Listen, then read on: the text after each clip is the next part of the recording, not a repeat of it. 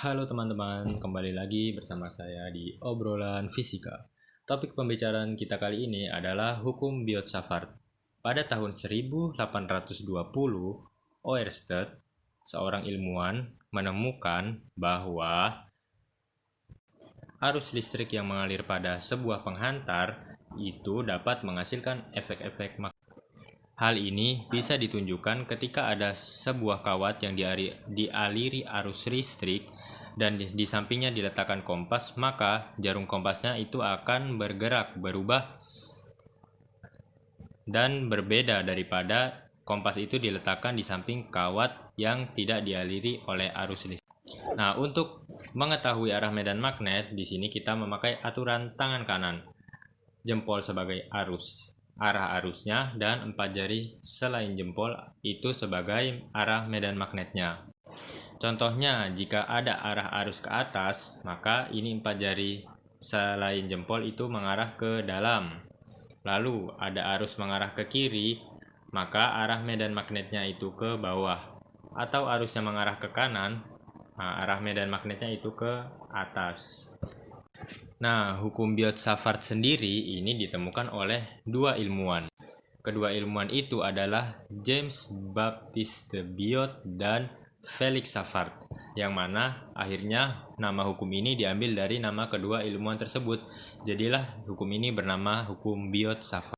Nah, hukum Biot-Savart sendiri ini digunakan untuk menghitung berapa sih besarnya medan magnet yang dihasilkan ketika ada sebuah penghantar listrik yang dialiri oleh arus.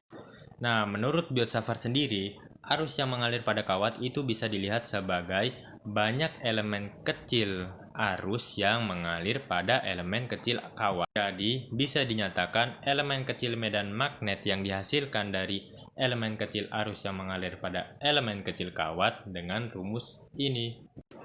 dB sama dengan mu 0 I per 4 pi dikali dl dikali vektor satuan per r kuadrat, di mana dB adalah elemen kecil atau sebagian kecil dari medan magnet, lalu mu 0 adalah permeabilitas ruang hampa dengan nilai 4 pi kali 10 pangkat min 7, dan I itu adalah arusnya per 4 pi dikali dl itu adalah elemen kecil dari panjang kawatnya dikali r satuan atau vektor satuan per r kuadrat, yaitu jarak antara titik medan magnet dan kawat berarus tersebut.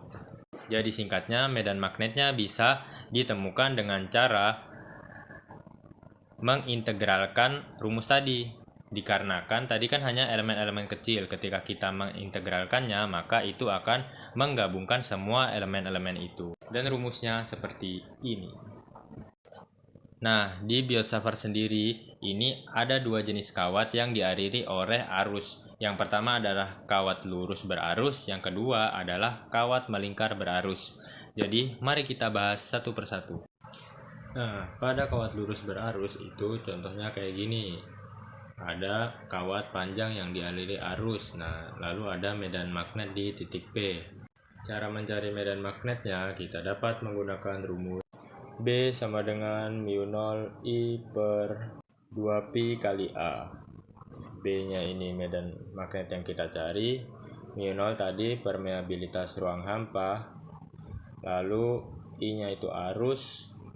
2 pi kali A itu jarak antara titik P atau medan magnet yang mau dicari dengan kawat lurus berarusnya. Selanjutnya ada kawat melingkar berarus. Di sini kita melihat bahwa ada kawat melingkar berjari-jari P yang dialiri oleh arus. Untuk mencari medan magnetnya kita dapat menggunakan rumus B sama dengan mu 0 dikali I per 2 dikali R kuadrat per buka kurung R kuadrat tambah A kuadrat tutup kurung pangkat 3 per 2. I adalah arusnya, R adalah jari-jari lingkaran kawat lingkarannya, lalu A adalah jarak dari ujung kawat ke titik medan magnetnya.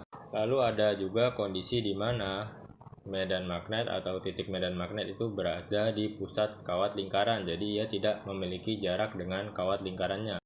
Kalau ini berupa lingkaran sempurna, maka kita bisa mencari medan magnetnya dengan rumus B sama dengan μ0I per 2R. Tetapi kalau ini bukan berupa lingkaran yang sempurna, maka kita harus mencarinya dengan integral, yaitu B sama dengan μ0I per 4pi dikali integral batasnya 0 dan S.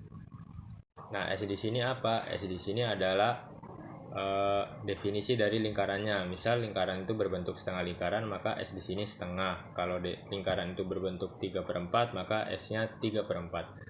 Nah, lanjut, integral dengan batas 0 sampai S dl per R kuadrat. Selanjutnya ada gaya Lorentz dari hukum Biot-Savart. Ini terjadi ketika ada dua kawat dialiri oleh arus listrik.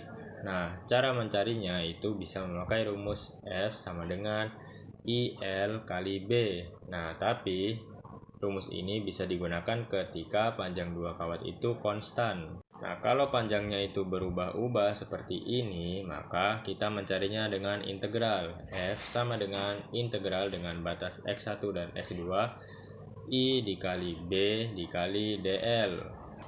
Mungkin sekian penjelasan dari saya tentang hukum Biot-Savart. Semoga kalian dapat memahaminya. See you on the next lesson.